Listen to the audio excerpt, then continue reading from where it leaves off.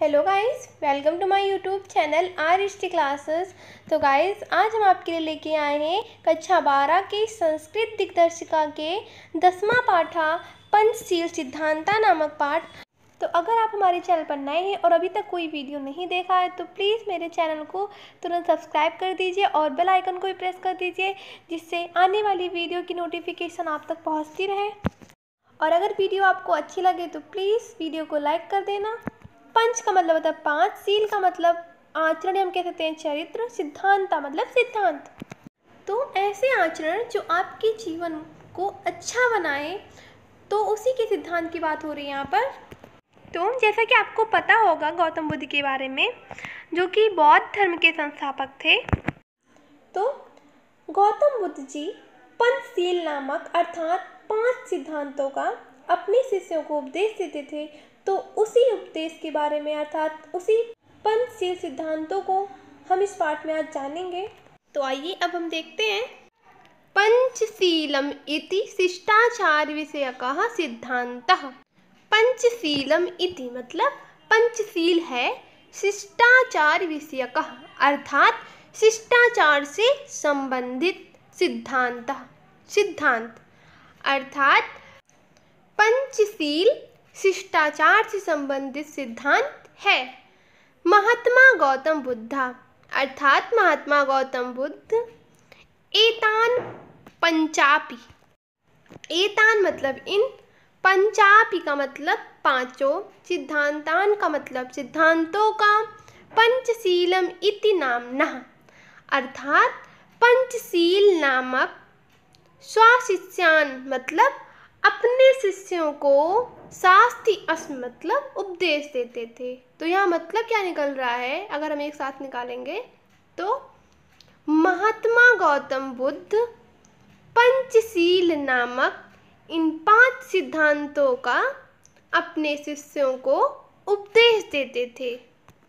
तो अभी हम आगे देखेंगे कि जो पंचशील 5 सिद्धांत हैं वो क्या क्या हैं।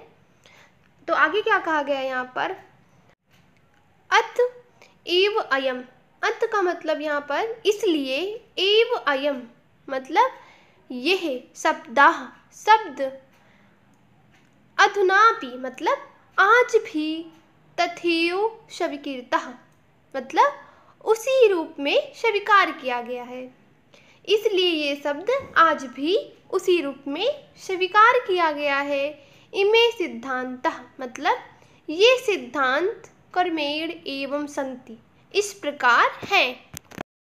तो पंचशील सिद्धांत कौन कौन से हैं, अहिंसा, सत्यम, अस्तेयम, अप्रमादः, ब्रह्मचर्यम इति।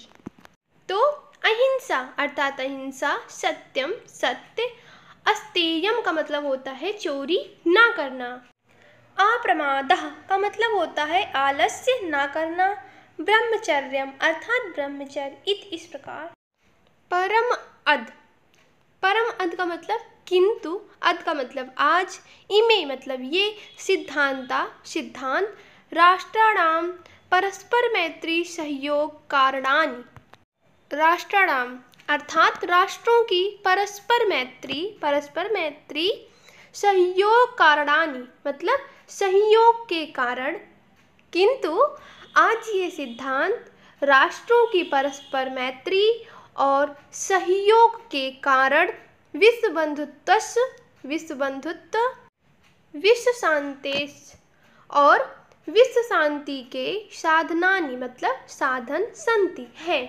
तो क्या कहा गया है यहाँ पर, किंतु आज ये सिद्धांत राष्ट्रों की परस्पर मैत्री सहयोग के कारण विश्व बंधुत्व और विश्व शांति के साधन हैं।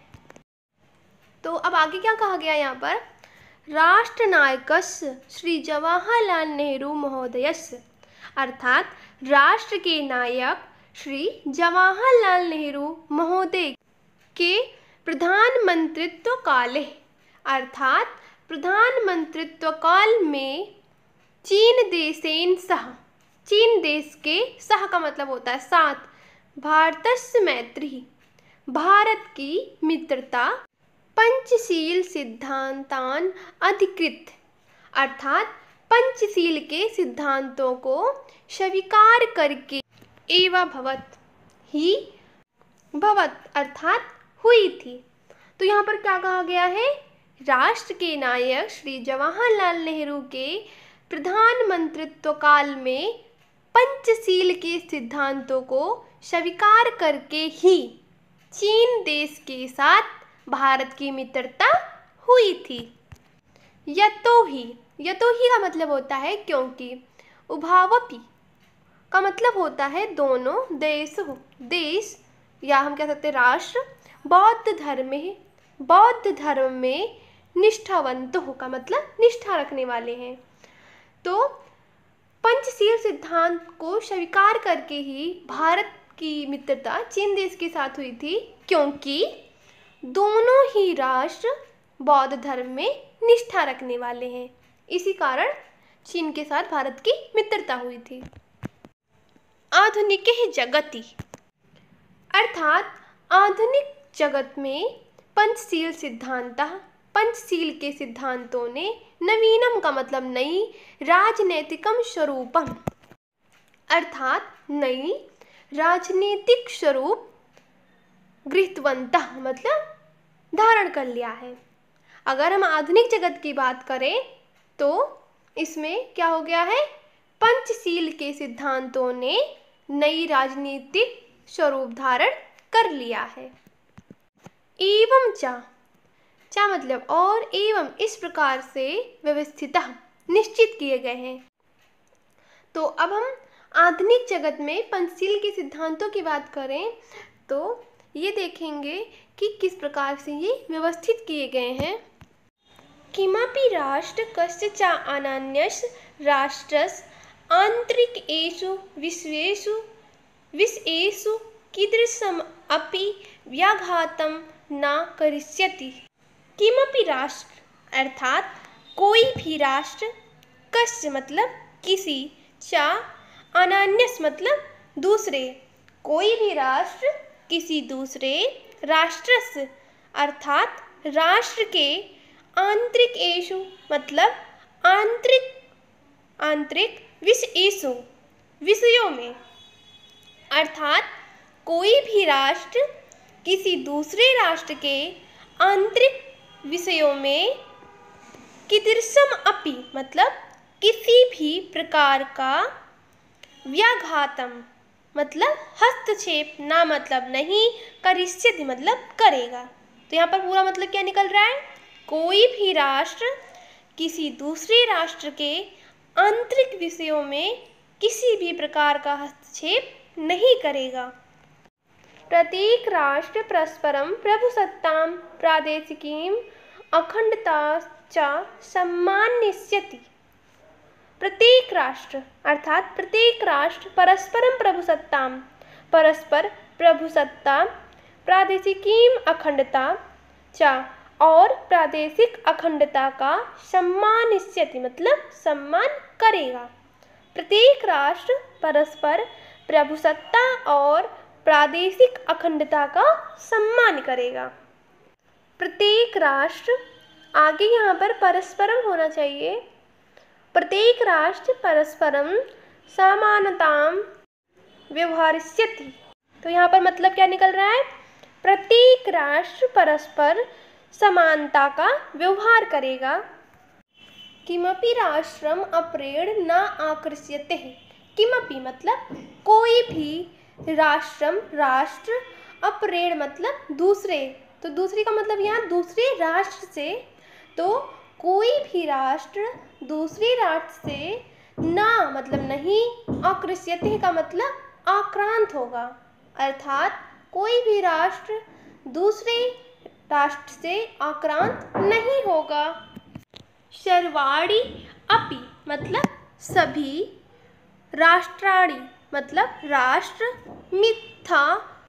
मिथ्या का मतलब होता है आपस में, स्वाम मतलब अपनी अपनी, प्रभुसत्तां शान्तयः अर्थात प्रभुसत्ता की शांतिपूर्वक, रक्षिष्यन्ति मतलब रक्षा करेंगे। सभी राष्ट्र आपस में अपनी अपनी प्रभुसत्ता की शांतिपूर्वक रक्षा करेंगे। विश्वस्य अर्थात विश्व के, यानी राष्ट्राणि मतलब जो भी राष्ट्र, शांतिम इच्छन्ति अर्थात शांति की इच्छा रखते हैं। विश्व के जो भी राष्ट्र शांति की इच्छा रखते हैं, तानि ईमान अर्थात वे, ईमान का मतलब इन, नियमान अंगीकृत अर्थात नियमों को अंगीकृत का मतलब होता है स्वीकार करके, परराष्ट्र, तो परराष्ट्र का मतलब दूसरे राष्ट्र के, शा अर्थ का मतलब होता है साथ, अर्थात दूसरे राष्ट्र के साथ, शा मैत्री भावम, शा का मतलब अपने, मैत्री भावम मतलब मैत्री भाव को दृढ़ीकुर्वन्ति दृढ़ करते हैं। तो क्या कहा गया यहाँ पर, विश्व के जो भी राष्ट्र शांति की इच्छा रखते हैं वे इन नियमों को, तो इन नियमों का मतलब यहाँ पर है जो ऊपर दिए गए नियम हैं उस नियम की बात कर रहे हैं, तो वे इन नियमों को स्वीकार करके दूसरे राष्ट्रों के साथ अपने मैत्री भाव को दृढ़ करते हैं। तो आइए दोबारा हम एक साथ इन पांचों सिद्धांतों को देख लेते हैं कि क्या कहा गया है यहाँ पर। तो पहले सिद्धांत में कहा गया है कि कोई भी राष्ट्र किसी दूसरे राष्ट्र के आंतरिक विषयों में हस्तक्षेप नहीं करेगा। प्रत्येक राष्ट्र प्रभुसत्ता और प्रादेशिक अखंडता का सम्मान करेगा। तीसरे सिद्धांत में कहा गया है प्रत्येक राष्ट्र परस्पर समानता का व्यवहार करेगा। चौथे में कहा गया है कोई भी राष्ट्र दूसरे राष्ट्र से आक्रांत नहीं होगा। और पांचवें में कहा गया है सभी राष्ट्र अपनी अपनी प्रभुसत्ता की शांतिपूर्वक रक्षा करेंगे। तो आशा करती हूँ आपको आधुनिक जगत में पंच सिद्धांत जो दिए गए हैं वो अच्छी समझ में आ गए होंगे। Thanks guys for watching my video.